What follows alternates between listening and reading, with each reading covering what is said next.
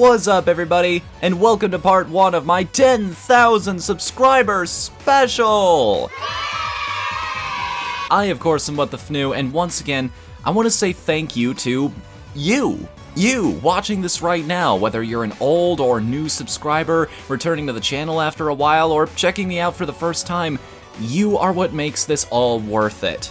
But enough about you. Let's talk about me. I've wanted to do a more personal and subjective list like this for quite a while, but I was pretty sure nobody would care. I mean, something just always felt wrong about making a list like my favorite game characters or my favorite pieces of video game music before now, as if my opinion mattered to anybody. Now that it matters to 10,000 people, though, I feel just a tad more confident in this. And that's not the only milestone worth considering either.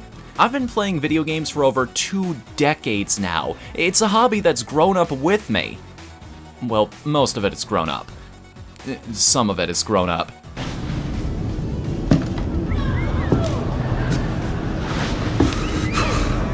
Okay, we're still pretty childish, but I'm also a giant man-child, so it works out perfectly. The point is, I have seen a lot of technology come and go in this medium. I mean, for crying out loud, back when I started out, games were made of blocks. Still are now that I think about it.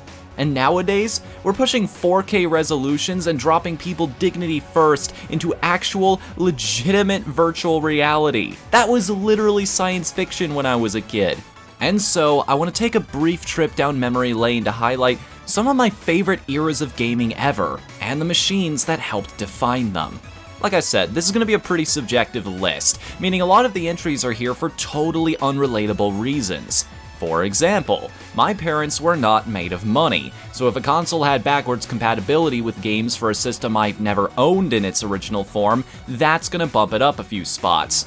A lot of my biases towards particular games were also taken into consideration, as it should because this is an industry driven by software. So if one of the companies just happened to be responsible for, say, my favorite game ever made, that would also skew the results. But most of all, it's about memories. It's about all the cool little personal experiences I had while playing the many games these machines hosted. So because of that, consider this less of a traditional countdown and more of a story time with Fnu, because this is about to get 7 different shades of personal. So hey, I'm Whatthefnu, and this is my top 8 favorite game consoles.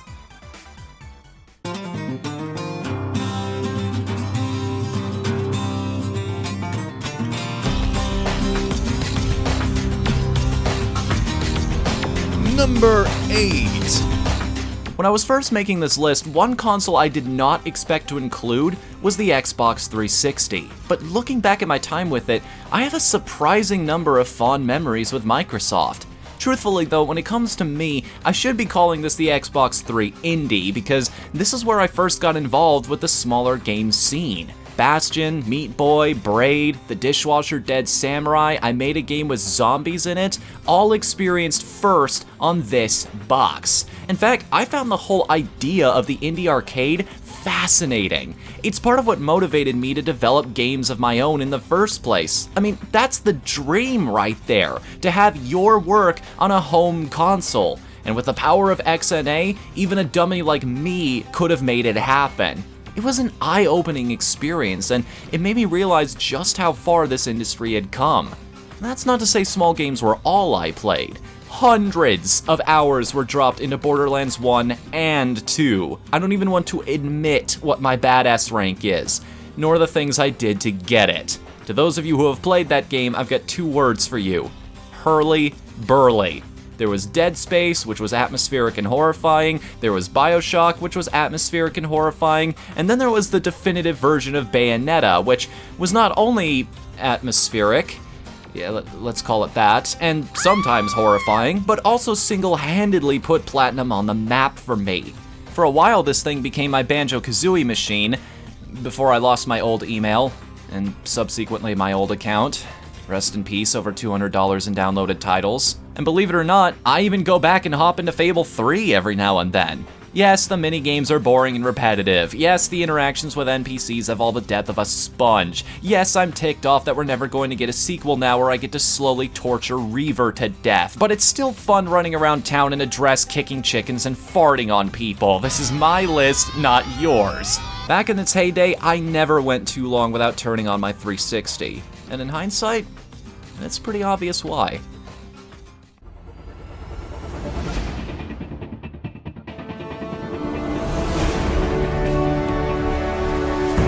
Number 7. How good does a console have to be where it's not even done being developed for yet, and you still consider it one of your favorites? The PS4 has been my go-to entertainment station lately, mostly because Sony is just killing it when it comes to games. Reaper of Souls scratched my itch for a good dungeon crawler. Arkham Knight is the best Batman game ever. On my platform anyway, and these days, games like Overwatch are teaching me how to love online multiplayer. This is also the console that made a name off of being the go-to place for the best versions of your favorite games. Tomb Raider, Journey, The Last of Us, Odin Sphere, all titles that are unquestionably more enjoyable than the 8th generation, with the Final Fantasy VII remake also in the works. We even got Tearaway Unfolded, which was criminally confined to the Vita before now, a fate that Gravity Rush and Severed will also be defying soon. But what really keeps me coming back to this console is PlayStation Plus. It was the first subscription service offered by one of the big three, and it's still the best. Every single month, I power this thing on and find some new games waiting for me, sometimes even games that are brand spanking new. Because of PlayStation Plus, I've gotten to try out so many great titles that I never would have even looked at otherwise. And if their presence at E3 both this year and the last was any indication, this system is far from done. Let me just list the upcoming games I can think of off the top of my head. God of War, The Last Guardian, Persona 5, No Man's Sky, and oh yeah, a virtual reality headset that normal people can afford. And you won't hear me bring this up much in the other entries, but my god, the PS4 has the most comfortable controller probably ever. The fact that it also has the light, the touchpad, and the built-in speaker on top for devs to play around with makes it one of the greats. Nobody is doing it better than Sony right now, and if they were, we'd be in a new golden age. It has never been a better time to own a PlayStation. Well, maybe not never, but spoilers.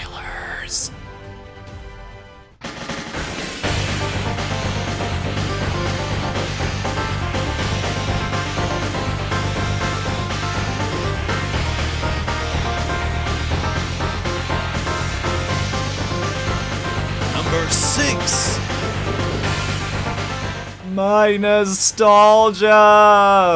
People tend to forget that once upon a time, Nintendo ruled this roost. They practically commanded the game industry, and even once the PlayStation came along, they were still releasing titles that redefined entire genres. Sadly, this also marked the era where just about every third-party developer ever abandoned the company, but to compensate, they released a torrent of some of the best entries in any of their franchises. Paper Mario and Mario Party started revolutions, setting the standard for both turn-based combat and the family party game. Kirby the Crystal Shards is one of the most atmospheric and beautiful platformers I've ever made, and it made you care about the collectibles hidden in every stage in ways that even Triple Deluxe and Robobot couldn't replicate. Donkey Kong 64 opened the path to wonderful worlds jam-packed with secrets, new mechanics, and entertaining characters, all culminating in one of the coolest boss fights ever. And then there's Super Mario 64, which opened all of our eyes to just how amazing a truly 3D game could be. I actually remember thinking while playing that game for the first time, wow, are all of them like this? I could go on. I mean, y'all know how I feel about Star Fox by now, and yes, SF64 is probably my favorite game on the console. And do I even need to mention Zelda? For crying out loud, we are still telling legends about Ocarina and Majora's Mask. But I would be remiss without mentioning at least one company that isn't Nintendo. This point in history marks what I think is Rare's shining moment, the point where they moved from a really good developer into legend status. Banjo-Kazooie and its sequel are games that never let you go. Those are experiences that I'm going to carry with me for the rest of my life. Worlds, characters, and level layouts that I'll be able to recall by heart 50 years from now. And they're just two among a sea of equally incredible games. Some consoles inspired me to start my journey into game development. Some of them inspire me to keep pushing forward. But this was the only system for me that was purely for fun.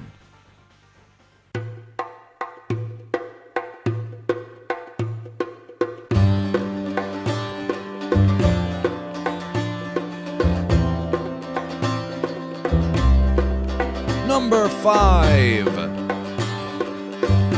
You know what I love about the GameCube? This console is like the Nintendo 64 on steroids. It may not have had the same impact or left the same amount of legacy, but everything the N64 did, the GameCube does better. You've got Mario 64? The GameCube has Sunshine. Flood changes the entire Mario formula in the best possible ways. It makes platforming so much more fun because I always feel like I'm in far more control of my character in the air. Also, Mario 64 doesn't let you ride Yoshi, so that's an instant demerit. You've got Paper Mario? The GameCube has Thousand Year Door. Again, pretty much a direct improvement. Better action commands, better bosses, better partners, including one that's completely optional, and better self-contained stories in each area. It's a blast. And let's be honest here, when it comes to RPGs, fighting games, and third-party support, this isn't even a contest. Many people still consider Symphonia to be the best game in the Tales of series. Soul Calibur 2 hit the fighting game scene like a freight truck, and everybody is only interested in playing the GameCube version because, well, this.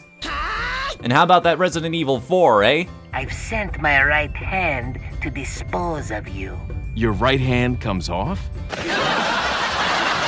What else we got here? Billy Hatcher? Fantastic exploration puzzle game. Also, Rolly is adorable and I want a plushie of her. Beyond Good and Evil? A fascinating action game about morality and intrigue. Also, Peach is adorable and I want a plushie of him. Killer 7? Holy crap! If you didn't know who Suda51 was before that game, you certainly did now. Killer 7 was to teenage me what Ren and Stimpy was like to kid me. It was fun to watch, sure, but I had no idea what was going on. Nowadays, I look back on it and go, oh.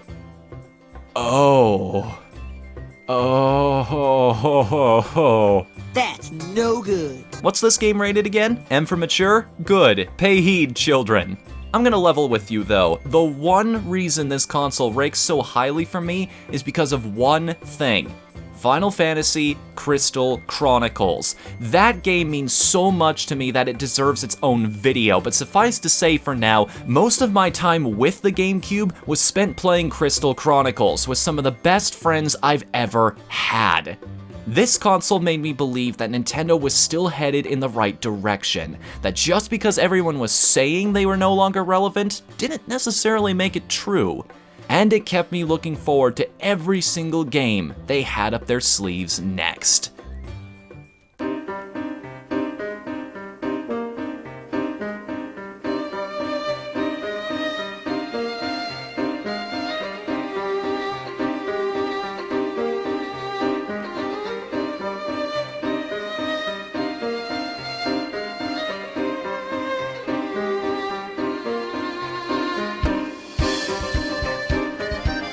Number 4. You're gonna have to bear with me on this one because I have no legitimate reason for why I love the Nintendo DS as much as I do. The system just evokes a, for lack of a better term, magical feeling. Like practically every game for the DS has this indescribable charm to it. I hear just a few notes of the Mario Kart DS soundtrack and feel calmer, more focused. I just think of Elite Beat Agents or Rhythm Heaven, remember how addictively bouncy they are, and immediately have more energy. And every time I start a new file in Etrian Odyssey 3, the entrance to the dungeon looks just as beautiful and intimidating as if I was seeing it for the first time. I don't know how to explain it. The system just has its hooks in me. I already know how Professor Layton and the Curious Village ends, so why do I keep finding myself enjoying the ride so much as the mystery unfolds again? Why do I keep feeling tense when I play any level in Trauma Center, even though I've done these operations a million times? Are these games just that good? Or is there something inherently special about the DS itself?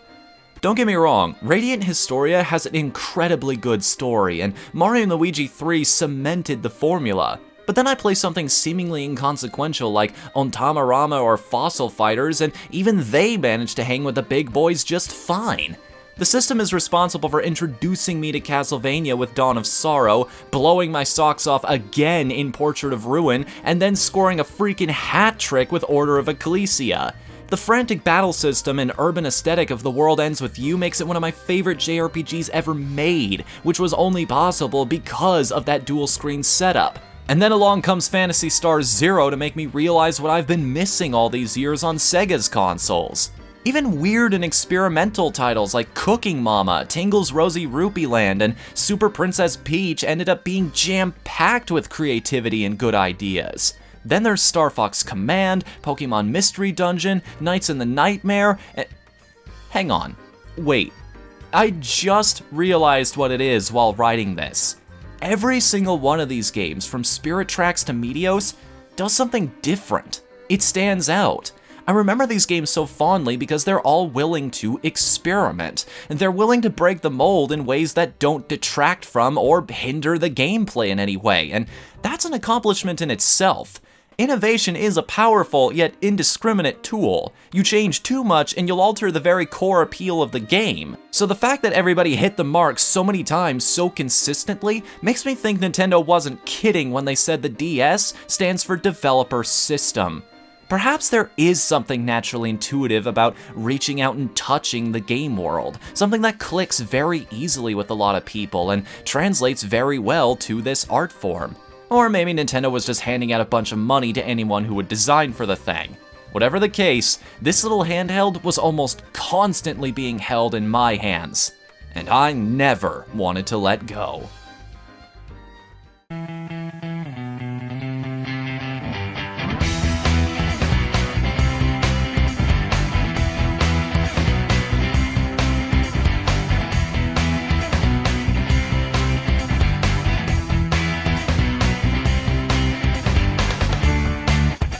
Number 3.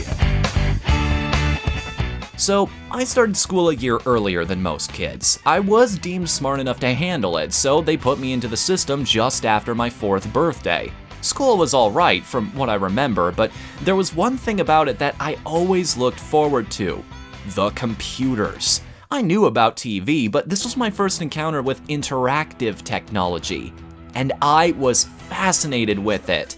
I didn't even understand how to play half the games like Super Solvers, Oregon Trail, and Civilization. I just liked doing it.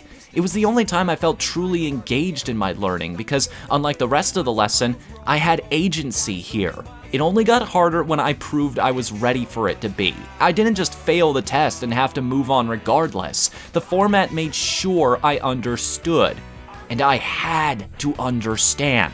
I had to beat it. I would never be happy until I did. And as my skills grew, I started scaling mountains, fighting back blizzards, and rescuing my best friends from dragons. I saved an entire species of creatures from sure extinction, stopped criminals, and fixed their meddling in the time-space continuum itself. And then I went on a road trip and rocked all of America.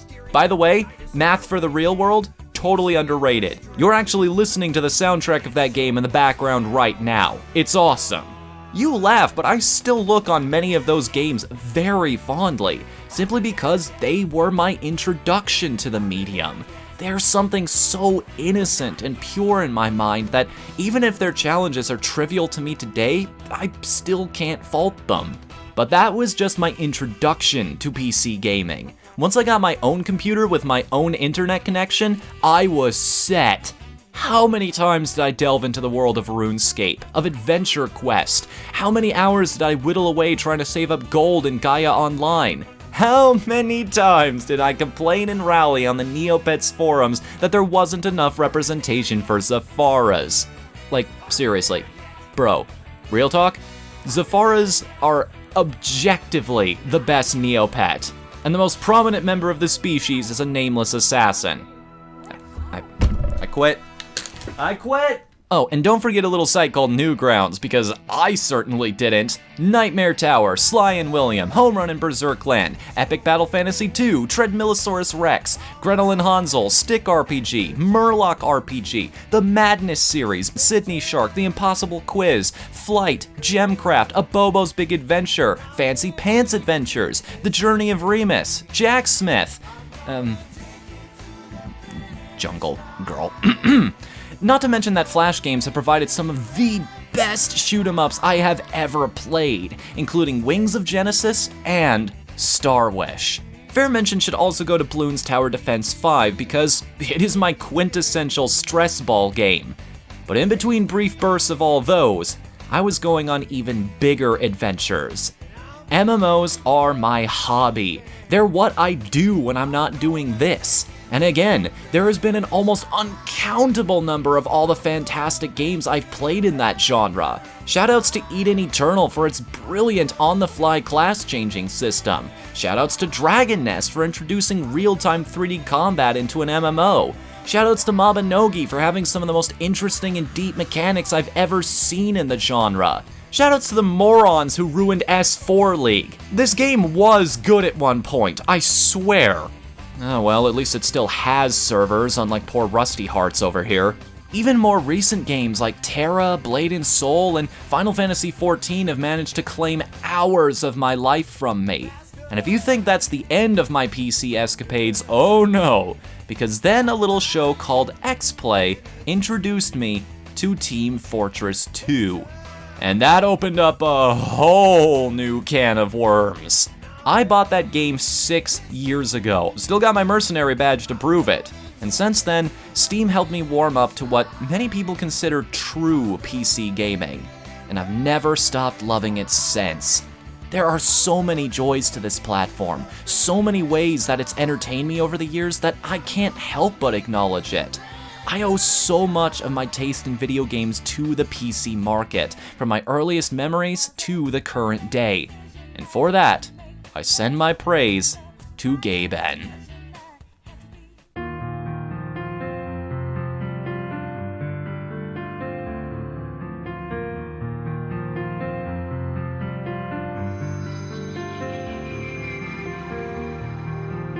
Number 2.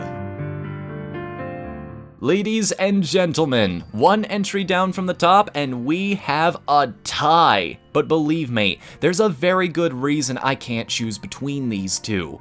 I was always a bit of a shut-in. There weren't many kids to play with in my neighborhood anyway, so when my dad found out how much I was having fun with the computers at school, he decided to go out and pick up one of those video game systems for me. It was 1995. I was 6 years old and I got my first game console. The Super NES, complete with Super Mario All-Stars plus Super Mario World. And I make no understatement when I say that my entire life changed that day. Now computer time was all the time. No need to share with Jesse or whatever his name was. I could play whatever I wanted, whenever I wanted. And I was terrible at it. You know that Koopaling at the beginning of Super Mario World on the slope? I remember a point in my life where I was intimidated by that thing because I did not yet have the skill to avoid it properly. My goodness, how times have changed. And here's the worst part. Apparently my dad got this SNES on the cheap because for some reason, none of my games would save. Seriously. If I wanted to beat something like Yoshi's Island, I had to do it in one sitting. And bear in mind, most of the games I had played up to that point were nice and short, like Aladdin or Tom and Jerry. I did not realize that saving your progress was even a thing. And so, I ended up despising Yoshi's Island as a kid because it was too hard and it was too long. I remembered being all excited one night because I actually reached the final world, but I wasn't good enough to beat it, so my babysitter and I ended up staying awake till midnight burning through continues. I didn't see that game's ending for 10 years. But by then, I had found something else. I was a Nintendo kid. I read Nintendo Power, so until a former friend let me play his copy of Monster Rancher, I had no idea companies other than Nintendo made game consoles. But I was still in love with what I saw. Disc-based games, capable of higher quality visuals and much bigger worlds than anything Nintendo could dream up. But interestingly enough, I had been ignorant for so long about Sony's endeavors that the PS2 was already a thing. So through this one console, I ended up experiencing 2 separate generations of games, and they did not disappoint. I was at a true coming of age here. I was at that point in my life where I was ready to handle more mature games. Games that told more detailed stories and had darker tones than Mario's usual fare. And you probably see where this is going, so yes, I went through a JRPG phase. Final Fantasy VII blew my mind and made me believe that RPGs were the best games out there by default. Boy, was I wrong on that front, but to be fair, I encountered some amazing titles during that time. Xenosaga, Wild Arms 3, Persona 3, Shadow Hearts From the New World, Disgaea, Parasite Eve, Chrono Cross, Odin Sphere, Final Fantasy IX, and of course, Kingdom Hearts.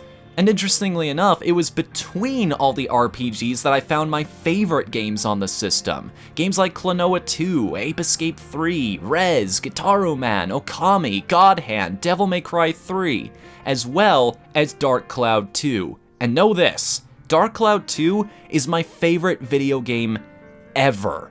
It hit me at just that right point in my life where I was ready to be moved by something.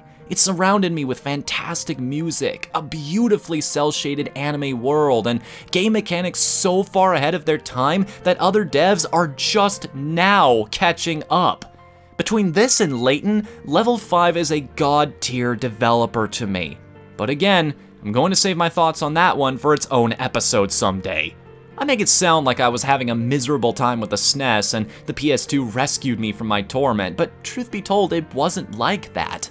Gaming is just something I always had an interest in. As long as I was playing, I was happy. Didn't matter what. It just so happens that I was weaned on some of the best games on the system. And remember that bit about Nintendo Power? Well, all of the ones I picked up were secondhand from a local bookstore, so some of my information was pretty outdated. And in one issue, I saw a single screenshot on the back for a game called Star Fox. You gotta understand something, I was like 7. I didn't know what the difference between 2D and 3D was. I still thought cartoon characters were real people. All I knew is that I looked at that picture, that one picture, and simply understood that what I was seeing was the future. And that very Christmas, I got it. My very own copy of Star Fox. And I've been a die-hard fan ever since. My whole experience with the SNES was like that. One game after another, I was slowly learning just how awesome video games could be. That you could do anything with them, that they could take you anywhere and let you be anyone. And that's why these 2 consoles are tied. One defined my childhood, and the other defined my teenage years. Because of the SNES, I wanted to grow up to make video games. I just wouldn't realize it until 9 years later. Asking me to choose my favorite between these 2 is like asking me to choose which of my eyes I'd want to keep. They're both equally important to me. I simply cannot pick out the better console. Oh wait, yes I can.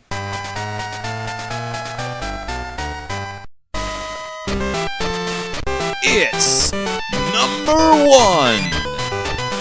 1. Didn't see this one coming, did ya? Like I said at the beginning, games are a medium that's grown up with me. Consoles have been bought and sold, computers come and gone, but only one device has been my constant companion through all of it. But this isn't just for one Game Boy, it's every piece of the Game Boy line. From the original Wonder Brick to the Color and into the world of the Advanced, they have all brought me joy wherever I went. I started playing these games when I was young, and for 10 years, half of my gaming career, they were always there. And the best part? No matter how far I went down the line, all of the games I already owned were still playable on the new hardware. Did I feel like something new and fancy, or was I looking for something familiar and comfortable? This console gave me that option. And what options I had! This has to be on me. I'm convinced nobody in their right mind would put this over the SNES or the PS2 if they didn't have a weirdly obsessive taste for simplicity. But I'm telling you, that's part of the charm. All of these games have to make a lot out of a little, and the crazy part is, they always do. Anybody can build an epic adventure on a computer where you've got all the power in the world, but to condense it down, overcome technical limitations, and create an emotionally moving experience that you can carry around in your pocket, that's incredible! Maybe I'm biased as an indie guy, but these games feel so much more impressive because of that. It's because they have to cut out the crap and deliver something tight and to the point. It's because they have to make something look good using varying shades of black and lime green. They have to make it sound good with nothing but sine, square, triangle, and sawtooth waves. And they have bytes worth of space to do it in. Not even kilobytes, just bytes. That's so small Windows doesn't even recognize it as a unit of measurement for data anymore. But the devs can't let anybody know that. These games had to be creative. They had to express themselves in new and interesting ways. They had to seem much bigger and more impressive than they really were, because otherwise they'd get buried in the shadow of the bigger and better console titles. And because there were those willing to fight that fight, look where we are now. Some of the most famous games around are on one Game Boy or another. I'm sure you don't need me to name names, although... You know what? I will. I'll do it. I'll give you guys exactly 8 games and the stories behind them that help make the Game Boy Advance my favorite console ever. And I'll do this all next Saturday! Oh my god!